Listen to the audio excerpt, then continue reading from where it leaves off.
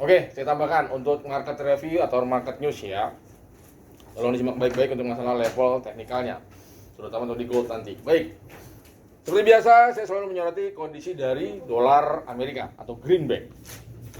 Dolar Amerika mulai menguat terbatas ya. Pemicunya adalah ya, kita tahu semalam ada dua rilis data yang tadi sudah disampaikan oleh teman kalian, yang satu high impact, yang satu medium impact. Yang pertama adalah CB Consumer Confidence ya, tingkat kepercayaan masyarakat Amerika itu melonjak naik ya. Dari sebelumnya 101 ya, aktualnya 110 ya. Ini sangat bagus sekali untuk dolar Amerika. Berarti ini menandakan bahwa masyarakat Amerika cukup yakin akan tingkat pertumbuhan ekonomi Amerika meskipun ekspektasi akan dimulainya pemangkasan tingkat suku bunga pada tahun 2024 seperti itu ya. Yang pertama. Yang kedua, yang medium impact ada rilis data perumahan existing home sales ya. Ini maksudnya adalah rumah yang lama tidak laku tiba-tiba laku seperti itu. Ini menandakan bahwa ekonomi Amerika cukup baik atau cukup solid seperti itu ya. Oke. Ini juga kita bisa lihat dari indeks dolarnya atau DXY ya. Kemarin berada di level 102.22.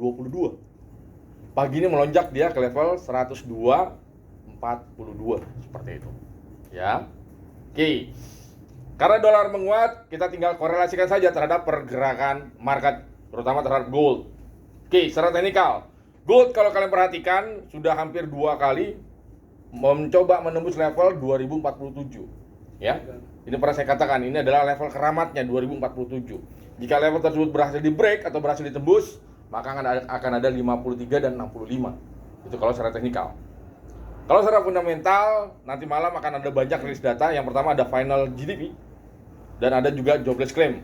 Untuk final GDP Amerika diprediksi unchanged 5,2%. Untuk jobless claim diprediksi negatif untuk dolar Amerika.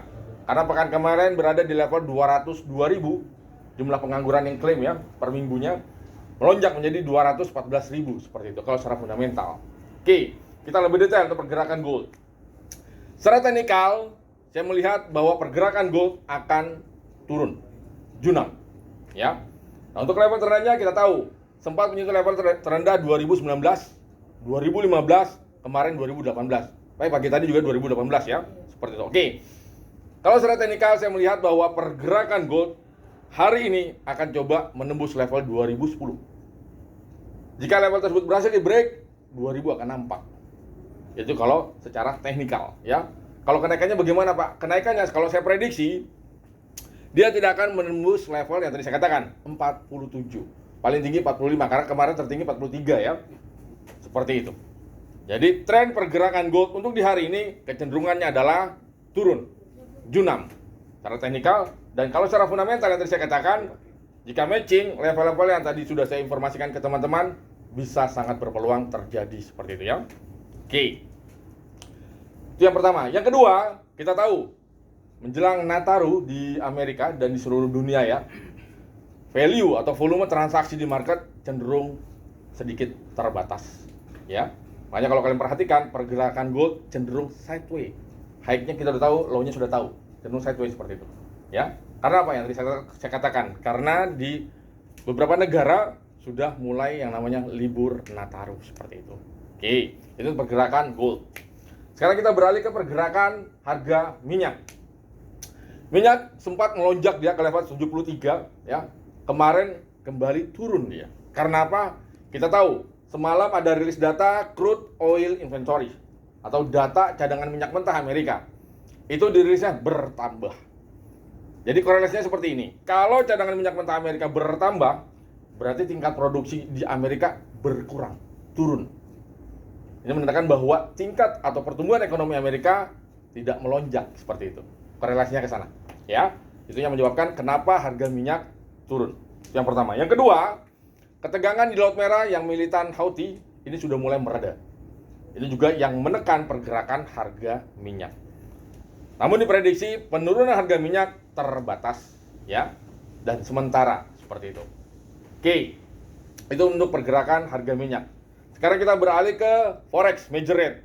Yang menarik adalah kalau kalian perhatikan kemarin pound sterling junam dia, ya. Karena apa? ada rilis data inflasi Inggris, tepat di jam 2 siang, ya.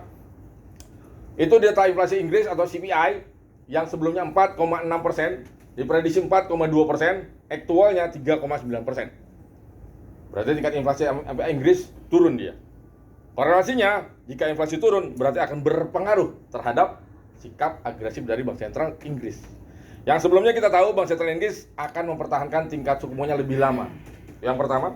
Yang kedua, belum memberikan sinyal akan pemangkasan tingkat suku bunga di tahun 2024. Tapi begitu rilis data inflasi, ini berubah.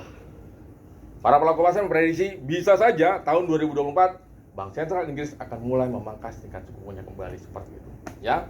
Jadi peluang pergerakan pound sterling terhadap US dollar masih cenderung bearish, melemah. Oke, untuk di pound sterling. Ke euro. Euro juga melemah, ya. Yang pertama karena apa?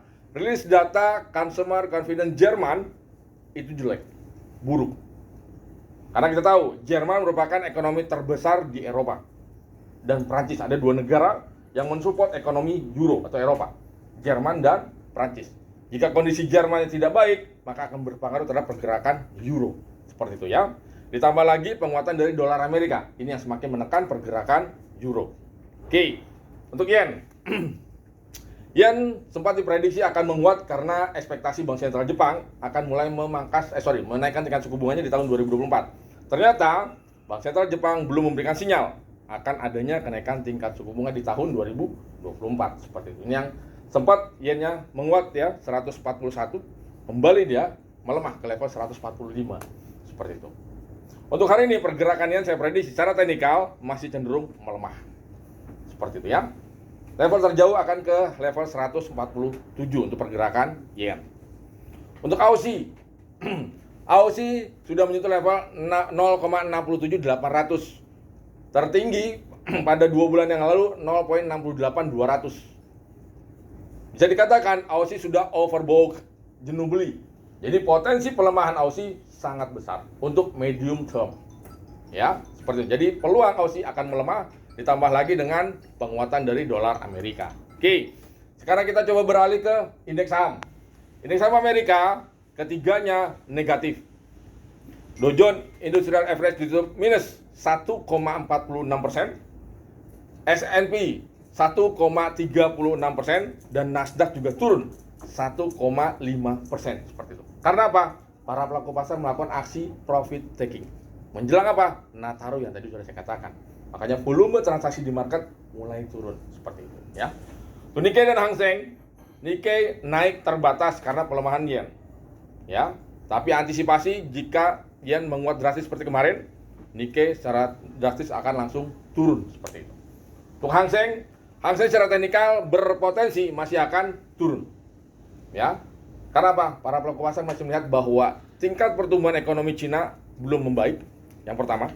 Yang kedua, langkah pemerintah Cina untuk memberikan stimulus untuk menggeliatkan pertumbuhan ekonomi belum ada sinyal yang diberikan oleh pemerintah Cina. Itu yang menyebabkan kenapa Hang Seng masih terus tertekan seperti itu, ya. Oke, itu pergerakan market untuk secara fundamental dan secara teknikal.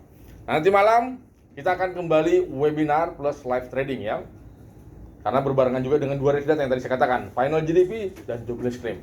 Seperti itu, ya. Oke, itu untuk market review yang bisa kalian informasikan ke calon nasabah kalian. Oke, untuk saya rasa itu aja. Mungkin ada yang mau ditanyakan, silakan.